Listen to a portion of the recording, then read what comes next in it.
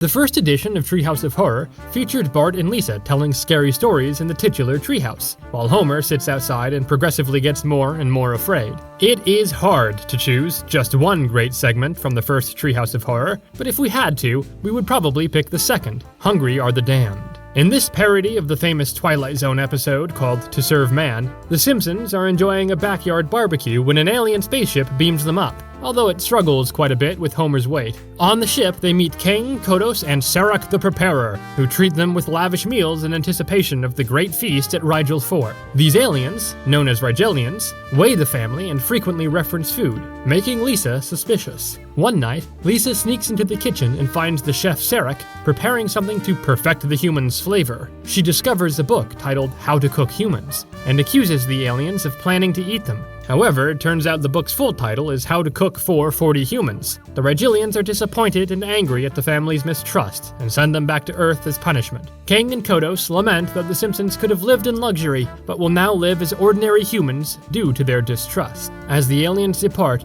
Lisa sadly admits that they were right, and the Simpsons really were the real monsters. The rest of the family disagrees, as Lisa was the only one suspicious of the aliens. Marge scolds Lisa for being too smart for her own good, and Bart and Homer sarcastically thank her for ruining their chance at the good life. Just a year later, the Simpsons were back with Treehouse of Horror II. This year's episode featured 3 different dreams from Lisa, Bart, and Homer, who all ate too much candy on Halloween night. The greatest story from this episode would have to be the monkey's paw, which was Lisa's nightmare. In the first story of the night, the Simpsons embark on an exotic adventure to Morocco, where Homer acquires a peculiar monkey's paw that promises wishes, but with a sinister twist. Upon returning home, the family squabbles over how to use it. Marge, ever the voice of reason, cautions them to heed the vendor's warning. Maggie innocently wishes for a golden pacifier, and Bart, with grander ambitions, wishes for wealth and fame. While Maggie's wish seems harmless, Bart's wish backfires spectacularly, as the family's newfound celebrity status leads to public scorn, with their faces plastered on everything from t-shirts to mammogram billboards. Lisa, with her altruistic heart, wishes for world peace, but this leaves Earth vulnerable to an alien invasion by Kay and Kodos, who enslave humanity. Homer, recalling Marge's initial opposition to the paw, decides to make a seemingly foolproof wish for a turkey sandwich without any weird surprises. The sandwich appears perfect, except for the turkey being slightly dry,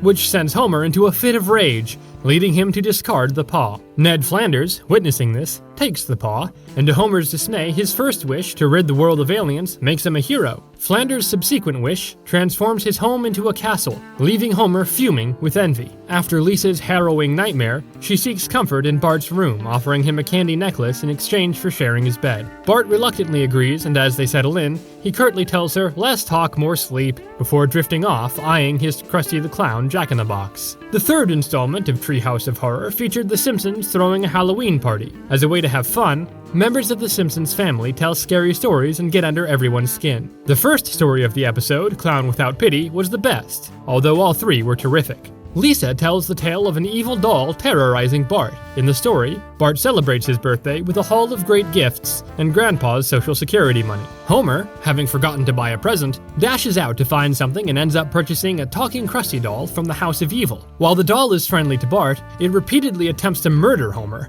though only Grandpa believes him. The doll even flirts with Lisa's Malibu Stacy doll. Homer eventually traps the malevolent Krusty in a bag of dirty socks, locks it in a suitcase, and throws it into a bottomless pit, used by a mafioso to dispose of a body, and a man trying to get rid of Whoopi Goldberg's nude photos. However, the doll escapes and follows Homer home, attempting to drown him in Santa's Little Helper's water dish. Marge calls Krusty Co. for help, and a repairman discovers the doll was accidentally set to evil. He switches it back to good, and Homer forgives the doll, using it as a servant. The Krusty doll, now lamenting to Malibu Stacy in Lisa's dollhouse, complains about giving Homer a sponge bath, but the scene ends sweetly with Krusty kissing Stacy until her head falls off. At this point, the Simpsons were on a roll, and now fans were expecting greatness every single Halloween. And sure enough, that's exactly what they got. Treehouse of Horror IV. This season's Treehouse of Horror was like an old episode of Ray Bradbury's Night Gallery, with Bart introducing the audience to each tale in a macabre tone. The most memorable segment from the episode has to be The Devil and Homer Simpson, which featured Homer making an awful eternal choice because of a donut. While making his rounds at work,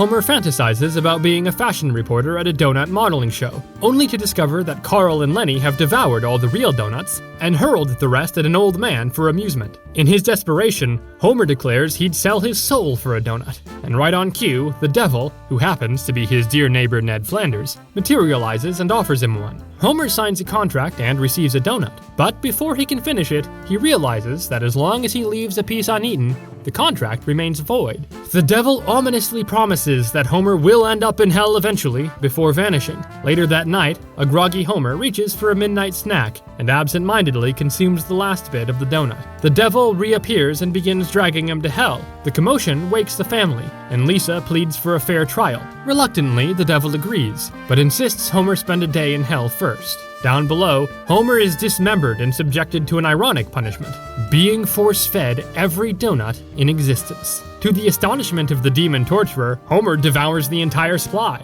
Meanwhile, the family enlists Lionel Hutz to defend Homer in the trial. As midnight strikes, the devil, accompanied by the Grim Reaper as the judge, appears with Homer, who is confined in a fiery cage. The devil and Hutz negotiate terms, Hutz for bathroom breaks, and the devil for his choice of jury, which includes infamous historical figures like Benedict Arnold, Lizzie Borden, Richard Nixon, John Wilkes Booth, Blackbeard the Pirate, John Dillinger, and 1976 Philadelphia Flyers starting lineup, known as the Broad Street Bullies. The trial goes poorly for Homer. When the devil presents evidence of their deal, Hutz excuses himself to the bathroom and escapes through a window. Just as it seems Homer is doomed to hell, Marge bursts in with a photo album, revealing their wedding photo taken in an emergency room because Homer had eaten the entire wedding cake before the ceremony. On the back of the photo is a declaration from Homer pledging his soul to Marge. The jury concludes that Homer's soul belongs to her, and he's released. However, the devil, bitter about being outwitted, transforms Homer's head into a donut. Now Homer can't resist nibbling on himself, and the town's police officers are eagerly waiting outside with coffee cups. What was so great about this story was that it featured a lot of funny, and a bit of creepiness too. We all know he'd definitely sell his soul for a yummy donut. Treehouse of Horror V was perhaps the biggest one yet, and The Simpsons pulled out all the stops and made a memorable mark on viewers with a great parody of The Shining. In this pitch-perfect play on Stanley Kubrick's The Shining, the Simpsons family is enlisted as caretakers for Mr. Burns' opulent summer estate. Right out of the gate, their journey is fraught with comedic mishaps, as Homer repeatedly turns back to lock various doors and even leaves Grandpa behind, much to Lisa's chagrin. Upon arrival, Mr. Burns gives them a grand tour, revealing the house's eerie history, including its construction atop an ancient Indian burial ground. An elevator gushes with blood, but Burns nonchalantly remarks, "Usually the blood gets off at the second floor." Outside, Bart creates a shortcut through the hedge maze by wielding a chainsaw, much to groundskeeper Willie's fury.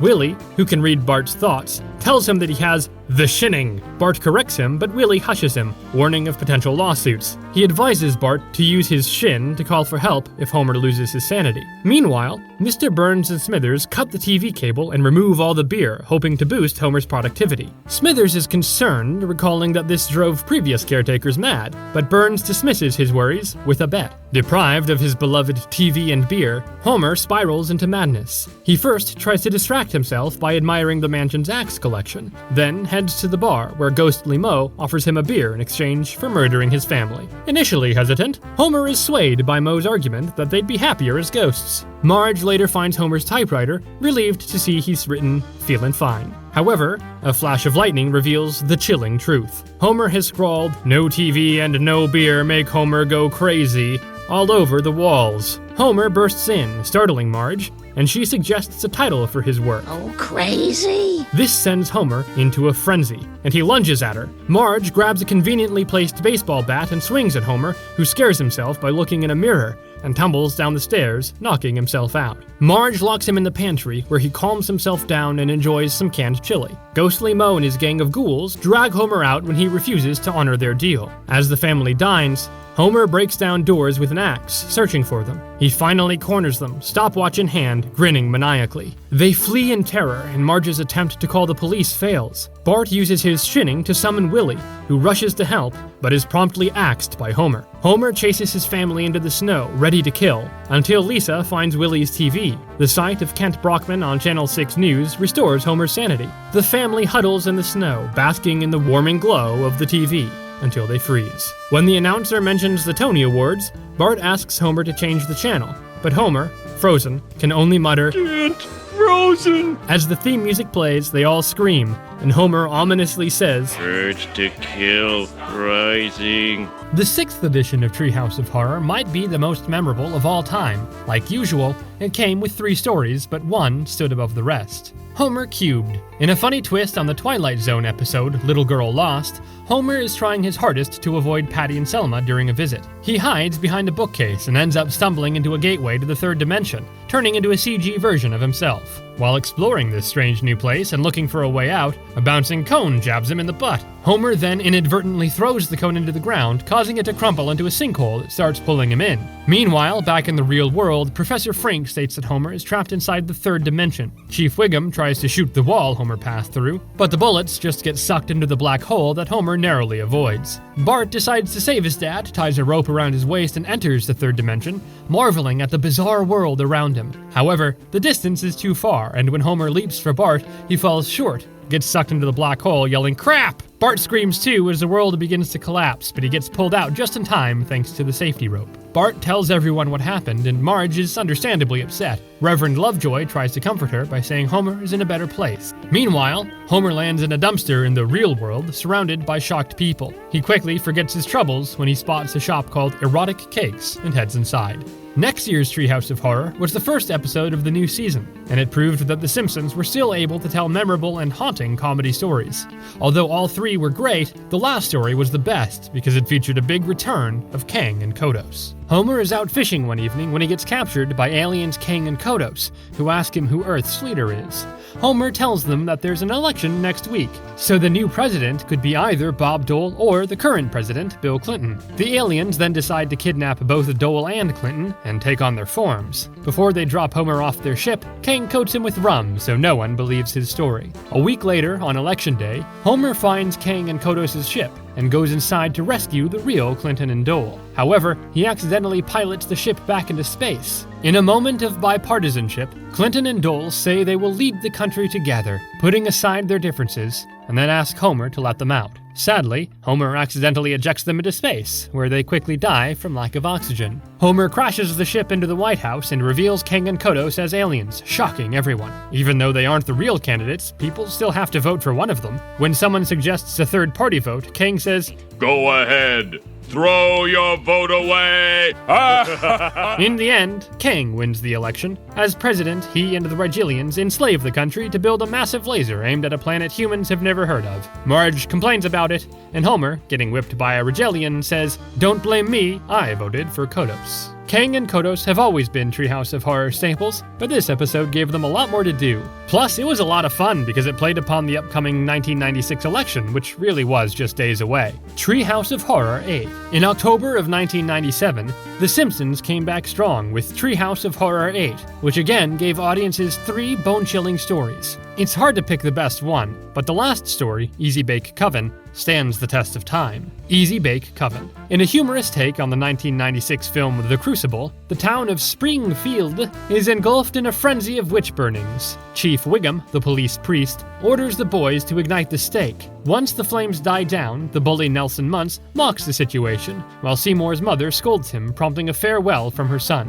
Later, in the church, the townsfolk gather to decide their next victim. Accusations fly, chaos ensues, and it's only when the enchanting Marge steps in that order is momentarily restored. She pleads with the townspeople to see reason, warning that the witch hunt has become a farce. But Moe, the bartender, accuses her of witchcraft. Mayor Quimby assures Marge of her right to due process, which bizarrely involves being thrown off a cliff with a broomstick. If she's a witch, she'll fly to safety and face punishment. If not, she'll meet a noble Christian end. Lisa tries to defend her mother, but Marge is still pushed off the cliff by Wiggum's henchmen. As Reverend Lovejoy praises the mob for their righteous act, a cackling Marge, now green-skinned and black-haired, soars on her broomstick, revealing her true witchy nature and vowing vengeance. She transforms Chief Wiggum into a gopher with a military hat, Eddie into a snowman, and Lou into a fairy tale princess. Marge then warns the townspeople of her return, her hair pulsating and releasing a swarm of bats. Meanwhile, in a mountain lair, Patty and Selma brew potions in a black cauldron. Marge joins them, lamenting her forced separation from her family. Patty and Selma, however, are pleased that Marge has finally left Homer. the trio spies on Ned and Maude Flanders, who fear the witches might eat their children. Inspired, the witches fly to Springfield, knock on the Flanders' door, and demand their sons. Maude offers gingerbread men instead, which the witches prefer, sparing Rod and Todd. They visit each house, collecting treats in exchange for not eating the children. Comparing their haul, they decide that scaring people for treats is fun and should become an annual tradition. Marge wistfully notes they should have eaten fewer children before reaching the Flanders' house. As they fly away,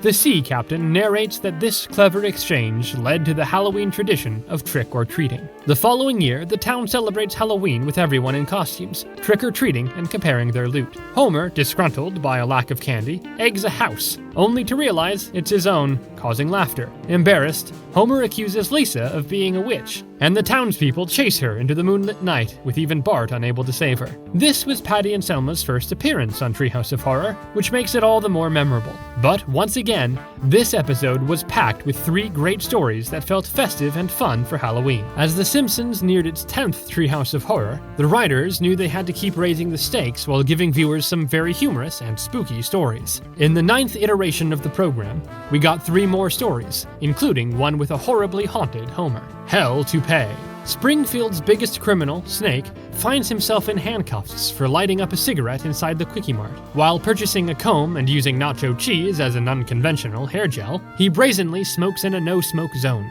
Chief Wiggum swiftly apprehends him. Snake confesses to violating the no-smoking rule and agrees to pay the fine, but Wiggum reveals that Snake's past crimes, burning down an orphanage and blowing up a bus full of nuns, mean he will face execution without trial under the 3 strikes law. Before taking Snake away, Wiggum points out that Apu, Mo, and the charming Bart witnessed the offense. Snake menacingly vows to kill them all. Snake is executed in the electric chair on the show World's Deadliest Executions, hosted by Ed McMahon and aired on Fox. Wiggum then sends Snake's body to the hospital for organ donation. Soon after, Homer visits Dr. Nick Riviera, who transplants a full head of still smoldering hair onto him. The hair belongs to Snake, and that night, Snake's spirit possesses it, embedding itself in Homer's brain. With Snake in control, Homer murders Apu by stuffing him into his own squishy machine, explicitly mentioning Apu's role in Snake's execution. Snake then uses Homer to remove Moe's heart with a corkscrew, leaving him face down in a bowl of Penicillo's cereal. Bart realizes the other witnesses are dead and is horrified when his father, possessed by Snake, comes after him. When Homer calls Bart Snitchy, Bart understands it's Snake controlling his dad. He pleads with Homer to fight back, and after a fierce struggle, Homer tears off Snake's luxurious pompadour, regaining control. The hair attempts to smother Bart, and Homer strangles Bart for calling him an idiot, just as Wiggum, Eddie, and Lou burst in to arrest Homer for the murders. Homer blames the hair, and Wiggum shoots it, riddling it with bullets and sending Snake's soul to the afterlife. The hair ends up as a blanket for Maggie, and Wiggum quips, "Now that's what I call a bad hair day." Treehouse of Horror X was released around Halloween of 1999, which meant that a lot of viewers were a bit nervous about Y2K and the chance of computers completely freaking out on New Year's Eve. Because of that, one of the stories from this episode was all about the possible apocalypse that could have been waiting. Life's a glitch, then you die. It is December 31st, 1999, New Year's Eve. Instead of celebrating in Times Square like he normally does, Dick Clark hosts his New Year's Rockin' Eve in Springfield. Homer, the local Y2K compliance officer at the Springfield nuclear power plant, brags about fixing every single computer at work. However, it turns out that he didn't bother with his own computer, which spreads a virus across Earth in seconds. As Dick Clark's New Year's ball drops, the year display changes to 1900 BC, and Dick melts down because, of course, he's a robot. Planes crash, household appliances explode and turn evil, and the Springfield revolving restaurant's sit-and-rotate broom spins into space. Looting breaks out, and the Simpsons witness traffic lights shooting beams and mailboxes walking around. Krusty's pacemaker malfunctions and he collapses in front of them, although he didn't die. The Simpsons find a letter in Krusty's pocket about a rocket taking humanity's best and brightest to Mars. At the launch pad, Homer tries to bluff his way on board, claiming to be the piano genius from the film Shine, but the guard recognizes Lisa as having a reserved seat as the ship's proofreader. Lisa is allowed to take one parent and quickly chooses Marge, taking Maggie too. Homer and Bart find another rocket nearby and sneak on just before it launches. They soon realize this rocket is filled with B-list celebrities like Ross Perot, Dan Quayle, Tonya Harding, and others, and it's on a collision course with the sun. Unable to stand the thought of dying with these celebrities, Homer and Bart eject themselves into space, where their heads swell and explode off-screen. Meanwhile, the rocket heads toward the sun. This segment touched on some fears that viewers were feeling as New Year's Eve approached. People were truly afraid of Y2K, and this story allowed them the ability to laugh at it, making it all the more memorable. The 11th edition of Treehouse of Horror gave Simpsons viewers more Halloween stories that would make them laugh and also chill their spines. And the best story from this episode featured Homer attempting to do right from beyond the grave. Ghost Dad. In this hilarious take on the Bill Cosby comedy Ghost Dad, the Simpsons are having breakfast together while Homer reads his horoscope. The horoscope states that Homer will die that day and get a compliment at work. Meanwhile, Marge's horoscope ominously says her husband will die. Homer laughs it off and heads to work, barely escaping death multiple times on the way. At the power plant, Lenny compliments him about the rattlesnake on his arm. Homer makes it through the day alive despite many close calls and injuries, and mocks the horoscope. But then he eats some broccoli and dies. Dr. Hibbert tells Marge it's the deadliest plant on Earth, saying it tries to warn you with its terrible taste. In heaven, St. Peter tells Homer he hasn't done a single good deed in his life, so he has to go back to Earth as a ghost and do one good deed within 24 hours to get into heaven. During his ghostly day, Homer tries to do good deeds, but only manages to get a noogie from Nelson and accidentally drops Agnes Skinner to her death. His excuse that she might be the next Hitler doesn't fly. With just a minute left, he grabs a baby from a runaway pram, but it rolls into traffic and explodes. Thinking he's nailed it, Homer goes back to St. Peter, who admits he wasn't watching because he was disobeying orders. So Homer is sent to hell, where Satan gives him noogies forever and tells him to stop yelling because he's waking up John Wayne, who's apparently also in hell. Treehouse of Horror XII. When Treehouse of Horror XII came out, the Harry Potter series was all the rage. Therefore, it's not surprising that the best installment in this edition was a great parody of the popular series. The Simpsons kids as wizards? What could be better than that? In the story, Bart and Lisa find themselves as wizarding students at Springfield's School of Magicry, where the familiar Springfield elementary culture is now infused with enchantment. Nelson, ever the bully, uses a magic wand to torment Milhouse, while Harry Potter narrowly avoids trouble for chewing gum by revealing it's actually brimstone. Mrs. Crabapple assigns the class a Toad to Prince spell, leading to hilarious results. Milhouse's Toad transforms into a drunken, boorish man who flirts with Mrs. Crabapple, while Lisa, excelling as always, turns hers into a dashing young British prince, much to Mrs. Crabapple's delight.